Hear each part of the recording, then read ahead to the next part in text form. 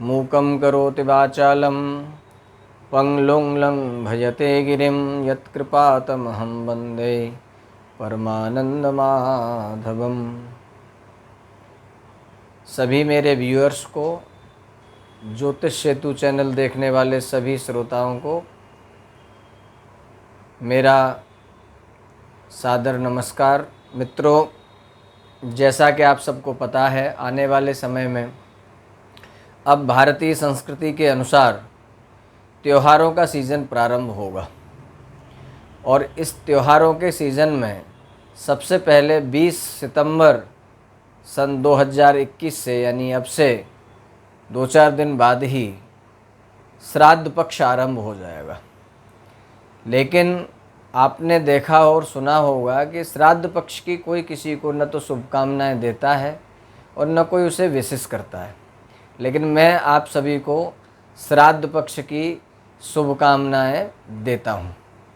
श्राद्ध पक्ष क्यों, श्राद्ध पक्ष त्योहारों से पहले आता है, नवरात्रियों से पहले ही श्राद्ध पक्ष क्यों आता है, उसके बाद श्राद्ध पक्ष से बाद में नवरात्रि, नवरात्रि के बाद में करवा चौथ, शरद पूर्णिमा, दीपावली, सारे त्यौहार आते हैं।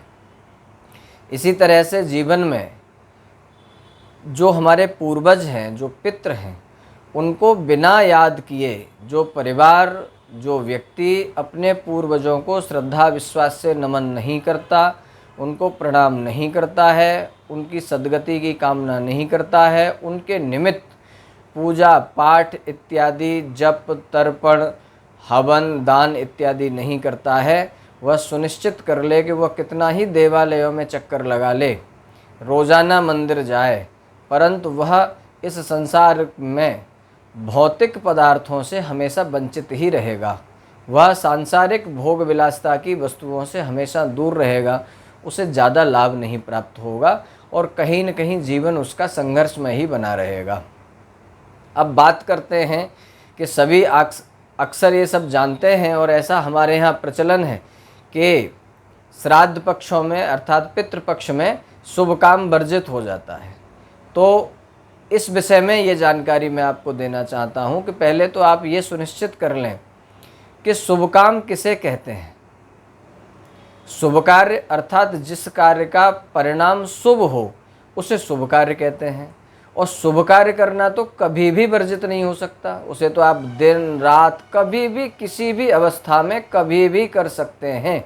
शुभ कार्य करना क्या वर्जित है? किसी को भोजन कराना है, किसी को दान देना है, कोई धर्म कर्म करना है, कोई कथा सुननी है, भगवान का दर्शन करना है, स्मरण करना है, कीर्तन करना है, ये सब शुभ कार्यों में आता है। जिसका परिणाम आपको सुखद प्राप्त हो, शुभता प्रदान करे, वो शुभ कार्य है। लेकिन चूँकि ये विचारणीय विषय है, शुभ कार्य वर्जित नहीं है, मांगलिक कार्यों का निषेध कहा गया है। मांगलिक कार्य उन्हें कहते हैं जिन कार्यों में विवाह है, नामकरण है, गृह प्रवेश है, जिन कार्यों में हल्दी अथवा संगीत का प्रयोग किया जाता हो, जिसमें नाच है, गाना है, हर्ष है, उल्लास है, उत्साह है, उमंग है, इस तरीके से जिन कार्यों में संलग्न रहा जाता है उन कार्यों का निषेध कहा गया है। क्यों? क्योंकि पूर्वजों को जब आप याद करते हैं तो वह करुणा रस का कारक है।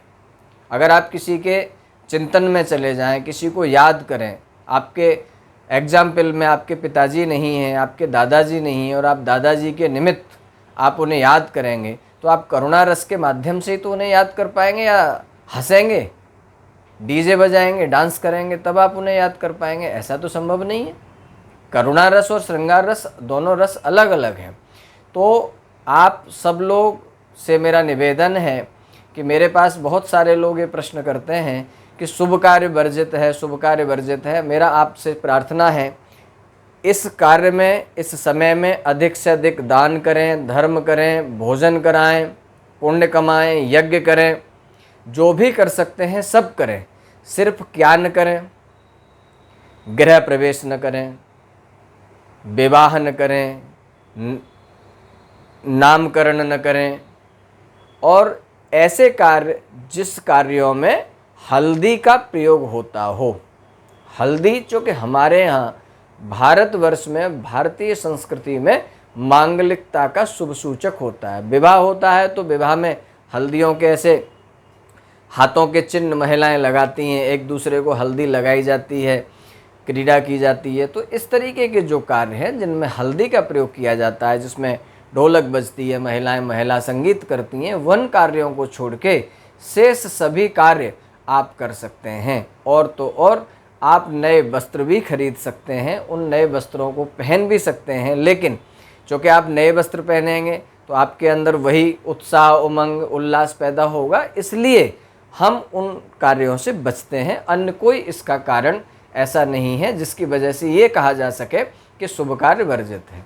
तो आप लोग, आशा करता हूँ आप समझ गए होंगे शुभ कार्य और मांगलिक कार्यों में, दोनों में फ़र्क क्या है। तो मांगलिक कार्यों का पितृपक्ष में निषेध कहा गया है, शुभ कार्यों का निषेध नहीं है। तो यदि आप अपने घर में कोई भी शुभ कार्य कर रहे हैं, अर्थात कोई पूजा पाठ कराना चाह रहे हैं, कोई गायत्री जप कराना चाह रहे हैं, यज्ञ कराना चाह रहे हैं, धर्म कर्म करना चाह रहे हैं, किसी को भोजन प्रसाद ग्रहण कराना चाह रहे हैं, वैसे भी पितृपक्ष में तो भोजन का तो अत्यधिक महत्व बढ़ जाता है। सभी लोग ब्राह्मण को भोजन, अन्य विधि विधान से तप, दम, श्राद्ध आदि, तर्पण आदि सब करते ही हैं। उन सब शुभ कार्य ही तो हैं, उनका परिणाम शुभ ही तो प्राप्त होता है। आशा है मेरी बात आपको समझ में आई होगी, और यदि समझ में आए तो ज़रूर इसको ध्यान में रखते हुए आप अपना जीवन निर्वहन करें। धन्यवाद।